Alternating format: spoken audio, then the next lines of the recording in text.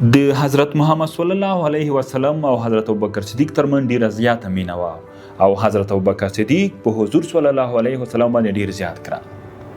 ولې؟ ځکه د حضرت ابوبکر صدیق د حضور صلی الله علیه وسلم په سخته کې په کار راغله، په سخته کې ورسره څنګ کې اوږه په اوږه ولاړو. کله چې حضور صلی الله علیه وسلم د مشرکینو نه په تنګ شو، بالاخره خپل ځای پرېښودو. دا اوږده کیسه ده، زه به یې لنډ ډول تاسو ته ووایم. دوی په یو غار کې پناه واخیسته، مشهوره واقعه ده، تاسې به اورېدلې. بیا حضرت ابوبکر صدیق خپل صدر حضور صلی الله علیه وسلم ته غوړوي.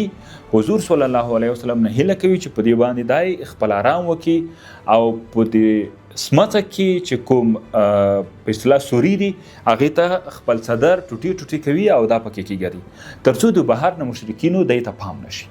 بالاخره یو سوری پاتې کېږي، هغې ته خپله پښه ورکوي. کله چې پښه ورکوي نو دغه یو غرنۍ سیمه نه، نو د بهر له لوري د یو مار په واسطه حضرت ابوبکر صدیق چې چلی کېږي ډېر سخت درد محسوسوي، دومره درد محسوسوي چې له حد نه وتلې خبره ده، خو خپله پښه یې خوا دې خوا نه کوي.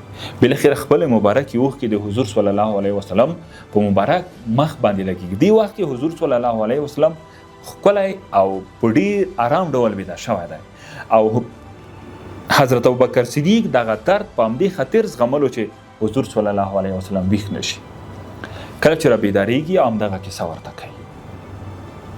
نو اوس خبره دلته ده چې که تاسې د خپلو ملګرو په سخته کې ودرېدی، په سخته کې مو اوږه ورکړه، په سخته کې تر شا ودرېدی، په سخته کې تر څنګ ودرېدی، تاسې به په دې ملګرو باندې سخت ګران شئ او دا ملګری به مو په ټول عمر ستاسې دغه نیکي، دغه ښېګړه یې نه کړي.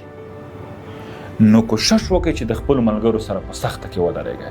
د ښو ورځو یاران ډېر دي، خو د سختو ورځو یاران بیا کم وي.